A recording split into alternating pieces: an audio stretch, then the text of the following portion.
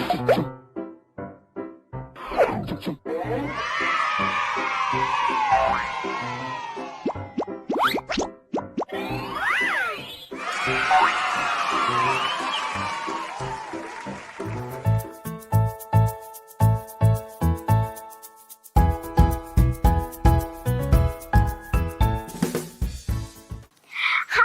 teman-teman kelas 4, selamat pagi. Gimana nih kabar kalian? Semoga kalian selalu dalam keadaan sehat dan semangat ya. Walaupun kita belajar dari rumah, tapi kita harus tetap semangat.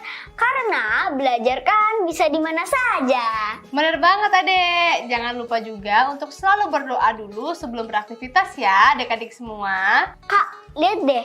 Aku dari tadi lihat beberapa tempat liburan. Kangen liburan tahu Kak. Ada jadi pengen jalan-jalan deh. Iya nih sama, kakak juga kangen tahu. Tapi kan gimana dong, saat ini kita masih belum bisa untuk liburan. Nanti kalau kondisinya udah memungkinkan, pasti kita akan liburan lagi, oke? Bener juga ya Kak. Pasti dong. Iya nih, kakak jadi inget nih dek. Kalau kita membahas tentang berwisata, apakah kalian pernah pergi ke daerah pegunungan? Apakah kalian pernah pergi ke pantai? Mana yang lebih kalian sukai? Daerah pegunungan atau daerah pesisir? Mengapa kamu suka daerah tersebut? Nah, gimana nih adik-adik? Diskusikan yuk di rumah bersama orang tua kamu. Kalau Ade sih pernah ke pegunungan Kak dan ke pantai. Ade lebih suka di daerah pegunungan karena Ade lebih suka pemandangan hijau yang terhampar luas. Pegunungan juga udaranya menyegarkan. Melihat pepohonan tak terawat seperti ini, kakak jadi mengingat sebuah puisi berjudul Cerita di Hutan oleh Rangga Oditama. Wah, Ade mau denger dong Kak. Boleh, begini isi puisinya. Angin sudah selesai bertiup, pohon jati menangis terseduh. Rumput teki bertanya, adakah sedih iba menyiksamu kawan? Aku akan mati, ibu bapakku telah mati. Nenek moyangku juga telah tiada. Mungkin esok anak cucuku lebih cepat mati. Dan berikutnya kayu jati tinggal cerita. Rumput teki semakin iba. Mengapa begitu kawan? Pohon jati berteriak, lihat, lihat, kapak maut datang menghampiri. Jangan, jangan, jangan. Penjara tetap penjara. Kapak terus terayun, pohon jati tumbang, dan waktu tuaku tinggal cerita kegagahanmu. Dek, bukankah puisinya begitu menyentuh? Sepertinya Ade mengerti maksud puisi tadi Kak. Nah, kalau adik paham, yuk sekarang kita menjawab latihan dari puisi tadi. Jangan lupa siapkan alat tulis ya, dan tulis jawaban kalian di buku atau lembar jawaban yang ada. Nah, pertanyaan pertama, menurut kamu apakah kalimat pohon jati terseduh dalam puisi ini berarti sebuah pohon bisa menangis? Enggak dong Kak, menurut aku pohon itu diumpamakan sedih karena akan ditebang. Oke, bisa diterima. Terus apa yang menyebabkan ibu bapak dan nenek moyang pohon jati tiada? Dari puisi itu sepertinya ditebang oleh para penjara. Adik-adik di rumah, ayo gimana? Tuliskan pendapat kalian ya, pada buku kalian masing-masing tentunya. Selanjutnya, menurut kamu, mengapa manusia menebang pohon jati dengan liar? Dan apa yang akan terjadi jika pohon jati dan juga pohon-pohon lainnya ditebang secara liar? Kakak akan memberi jeda untuk kalian menjawab ya.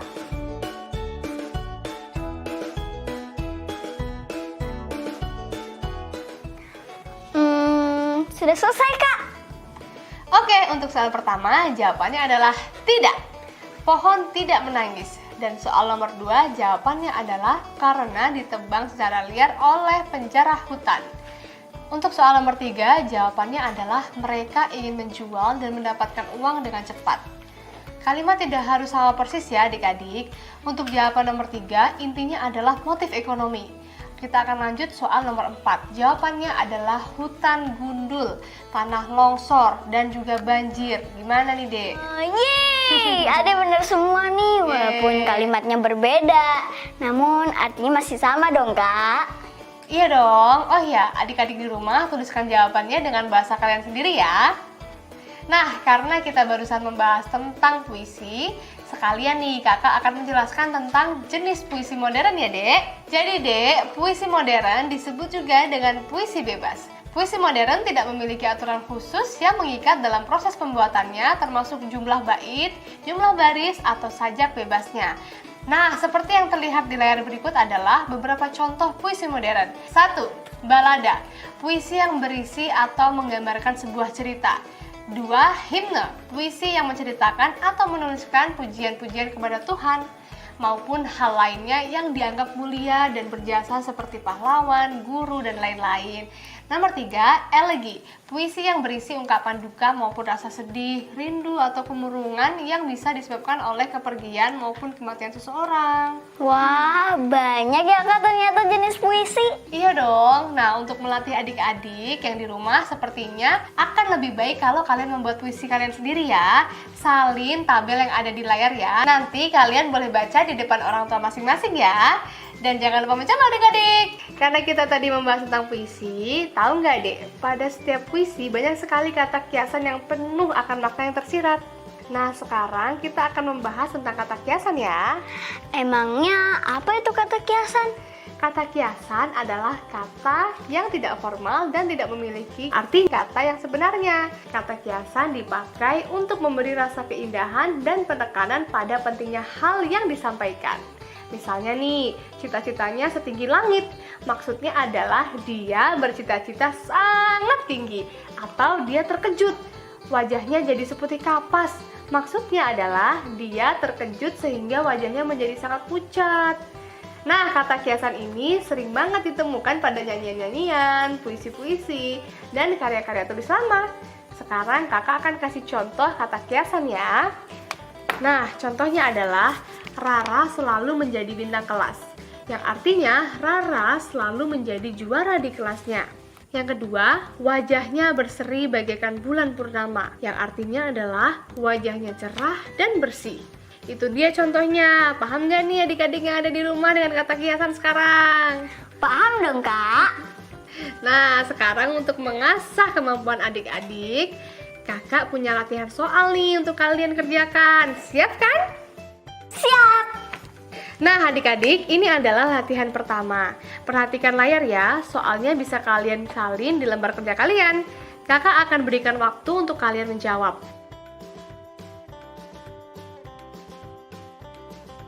Gimana? Seru banget kan latihannya? Seru banget Kak! Yap, belajar memang menyenangkan. Setuju kan adik-adik di rumah? Nah, sekarang karena kita melihat gambar pantai, kakak jadi ingat nih ada sebuah puisi indah judulnya Di Laut Aku Bernyanyi oleh Handri TM. Adik-adik mau dengar? Mau Kak, mau banget! Di Laut Aku Bernyanyi oleh Handri TM. Di tepi pantai yang menghampar sepanjang lautan, angin menderu kencang, aku berdiri dan bernyanyi. Bernyanyi tentang tanah air yang indah nian.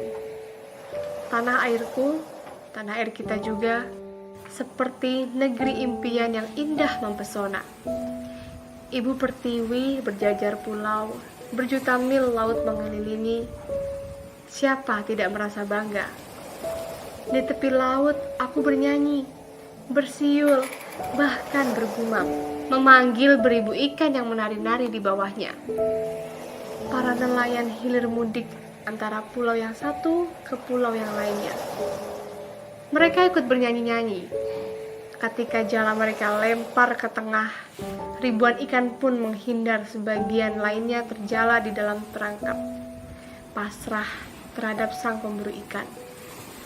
Oh, indahnya lautku, serupa lukisan. Warnanya biru, putih keperakan. Suara ombak berkecipak seperti musik yang dibenturkan. Di kedalaman pasti terdapat kehidupan yang indah. Biota laut yang subur dan harmoni alam yang menyejukkan. Sungguh sayang jika kita abai dan membiarkan.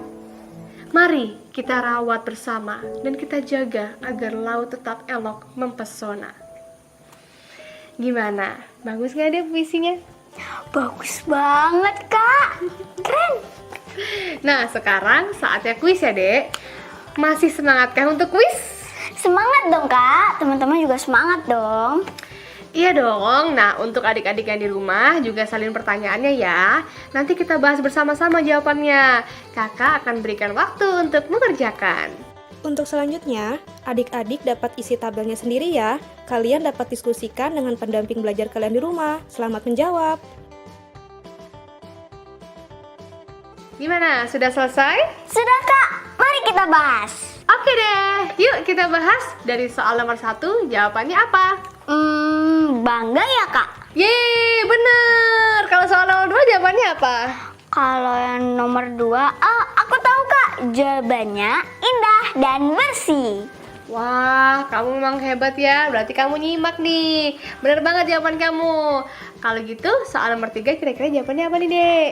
Jawabannya kalau soal nomor 3 adalah penulis ingin agar kita menjaga laut agar tetap indah dan bersih. Wah, sempurna. Jawaban kamu benar semuanya. Yeay, benar semua. Hebat ya adik kakak satu ini. Seneng deh. Kali gitu tingkatkan terus ya adik-adik yang di rumah, juga jangan mau kalah. Semangat terus dan tingkatkan lagi belajarnya. Nah, sekarang kakak ingin memberi tugas nih pada kalian untuk membandingkan kedua puisi tadi. Tenang aja, kakak akan menampilkan 2 puisi tadi di layar. Untuk sekarang, kalian salin dulu tabel seperti yang ada di layar di lembar kerja kalian ya. Jadi, nanti akan lebih mempermudah saat membandingkan 2 puisi tadi. Nah, sekarang di layar kakak tampilkan 2 puisi tadi ya. Silahkan kerjakan dan diskusikan bersama orang tua masing-masing. Nanti kita akan bahas bersama ya.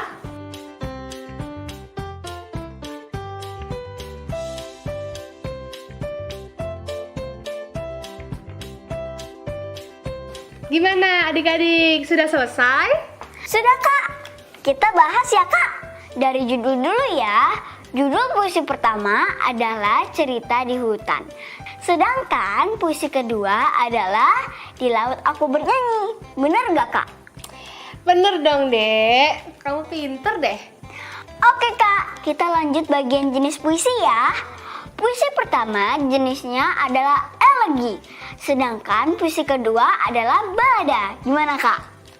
Bener banget, 100 untuk Angel. Yeay. Lanjut ke bagian isi puisi ya, Kak. Puisi pertama berisi tentang kesedihan. Sedangkan puisi kedua berisi tentang kebahagiaan. Masih benar gak, Kak? Masih dong, kamu hebat. Yeay. Kita lanjut ke bagian pesan yang ingin disampaikan penulis puisi. Puisi pertama berpesan agar menjaga hutan agar tetap lestari. Sedangkan puisi kedua berisi menjaga laut agar tetap indah dan bersih. Gimana, Kak? Wah, kamu hebat banget. Semua jawabannya benar loh. Pinter ya adik aku ini. Nah, adik-adik yang di rumah gimana? Jawabannya benar semua juga nggak? Lanjutkan semangat belajarnya ya adik-adik.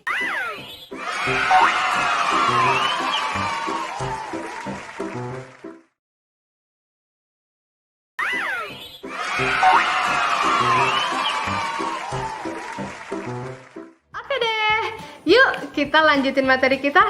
Sekarang kakak ada kuis nih untuk adik-adik di rumah. Perhatikan layarnya ya adik-adik. Perhatikan gambar bunga bangkai di layar.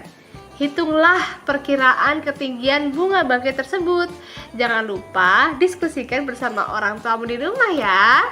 Kakak akan berikan kamu waktu untuk diskusi.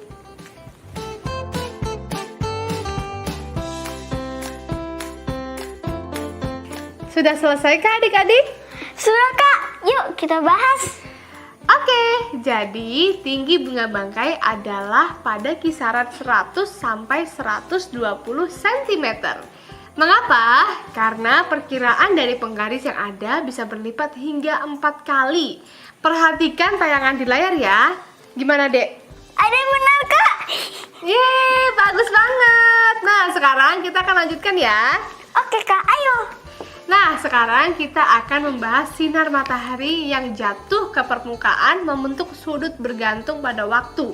Pada pagi dan sore hari, sinar matahari dan permukaan bumi membentuk sudut yang lebih kecil dibandingkan saat siang hari. Kalian bisa melihat ilustrasi di layar. Sekarang kakak akan menjelaskan logika dari ilustrasi yang ada. Nah, sudut yang dibentuk oleh sinar matahari dan permukaan tanah juga berpengaruh terhadap panjang bayangan. Jika sudut yang dibentuk kecil, bayangan akan makin panjang. Sebaliknya, makin besar sudut yang dibentuk, maka makin pendek bayangannya. Paham nggak, Dek? Ada paham kak. Jadi kalau sudut yang dibentuknya kecil, bayangannya akan panjang. Berbanding terbalik dengan sebaliknya. Yap, bener banget, Dek. Untuk lebih jelasnya, kita langsung aja praktikan. Yuk! Nah, Dek, sekarang kita sudah berada di hutan. Lihat deh. Bener kak. Sekarang kita adalah seorang petualang yang akan melakukan percobaan. Yeay, bener banget, Dek. Adik-adik di rumah, salah satu kekayaan alam Indonesia adalah luasnya hutan tropis yang ditumbuhi berbagai jenis macam pepohonan.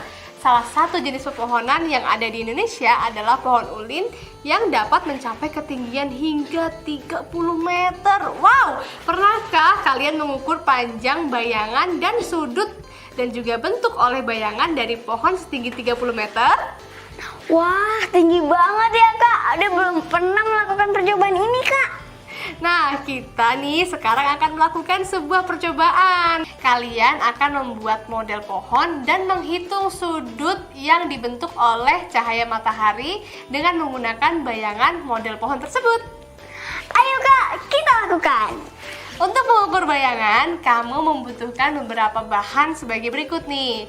Pertama, 2 buah ranting atau benda apapun dengan panjang berbeda untuk model pohon. Dan kamu bebas menentukan panjangnya. Kedua, tali. Dan ketiga adalah penggaris dan busur derajat. Nah, sekarang ikuti langkah-langkah kegiatan yang perlu kalian lakukan ya. Pertama, tancapkan model pohon ke tanah dan ukur ketinggiannya. Kedua, ikatlah ujung ranting dengan tali, lalu tarik tali hingga menyentuh ujung bayangan ranting. Kemudian, ketiga, ukurlah sudut yang dibentuk. Sudut itu adalah sudut dari cahaya matahari.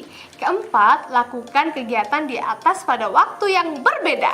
Sekarang di layar akan kakak tampilkan data percobaan yang perlu kalian isi nanti setelah selesai percobaan. Jangan lupa ya, disalin. Jadi nanti kalian akan lebih mudah saat melakukan percobaan secara langsung.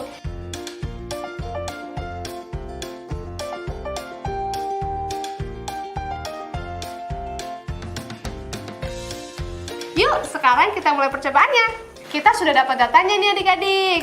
Nah, kita sudah mendapatkan data masing-masing kan? Berguna bukan? Jadi, sekarang kita punya data waktu cahaya matahari yang berbeda dengan tinggi ranting yang berbeda-beda, panjang bayangan yang berbeda, dan sudut yang dibentuk pun berbeda. Ditambah, kita jadi punya pengalaman mengukur sudut dengan menggunakan cahaya matahari. Iya kak, percobaan langsung itu sangat menyenangkan. Ade jadi bisa lebih paham tentang pengukuran sudut ini. Nah, itulah kegunaan dari percobaan langsung, Dek. Asyik kan percobaan kita? Asik banget kak. Kita juga jadi sekalian menjelajahi hutan deh. Iya, walaupun cuma sebentar, setidaknya kita bisa menjelajah. Nah, kita lanjut yuk. Ini ada soal latihan lagi nih, Dek. Masih semangat kan? Selalu dong kak, semangat. Oke deh, sekarang kembali perhatikan layar ya. Akan ada ilustrasi dan nanti sekalian bisa menjawab pertanyaan dari ilustrasi tersebut. Nanti tulis jawaban kalian pada lembar kerja ya. Terlihat ada pohon setinggi 15 meter. Contoh di layar adalah saat sudut cahaya matahari 45 derajat yang didapat dari bayangan pohon. Dengan bayangan tinggi pohon saat menggambar menjadi 15 cm saja. Coba digambar ya adik-adik yang di rumah, nanti kita akan bahas bersama.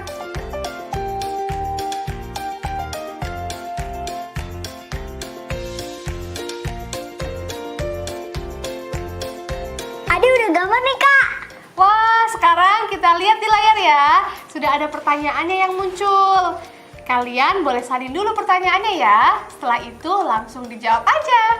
Diskusikan dengan orang tua jika memang menemukan kesulitan ya adik-adik. Kakak akan berikan kalian waktu untuk menjawab.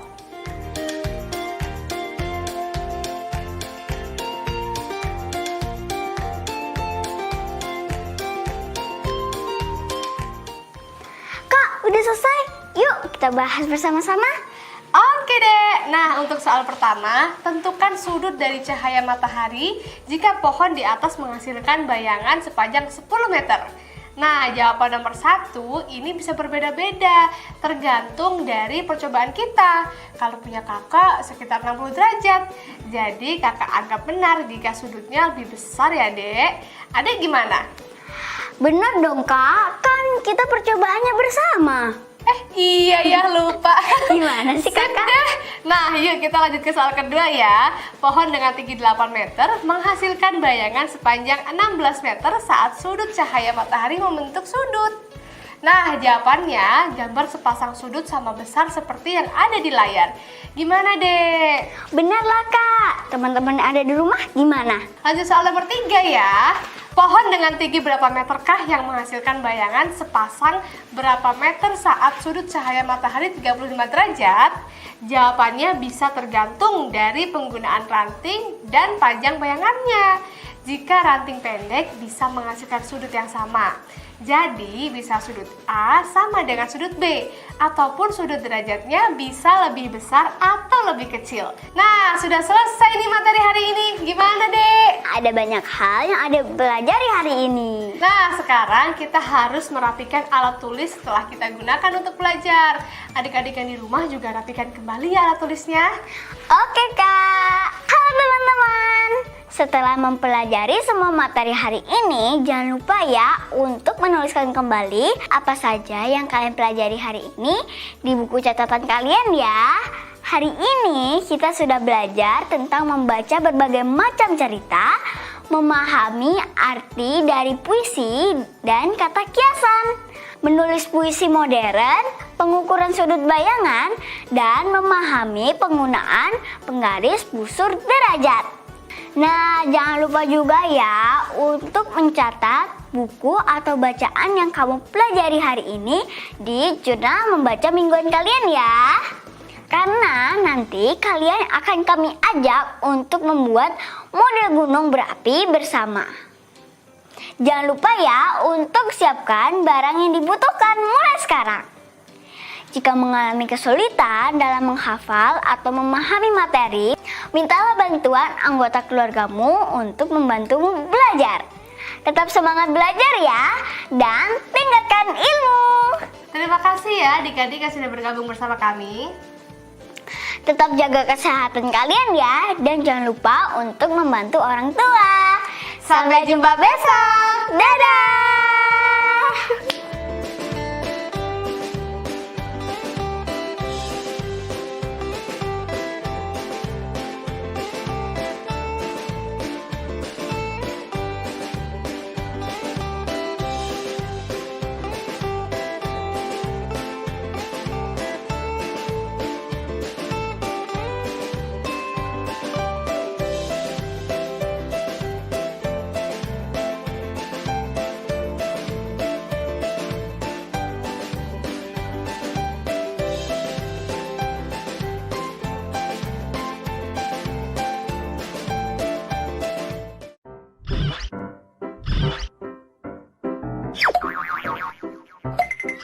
Thank you.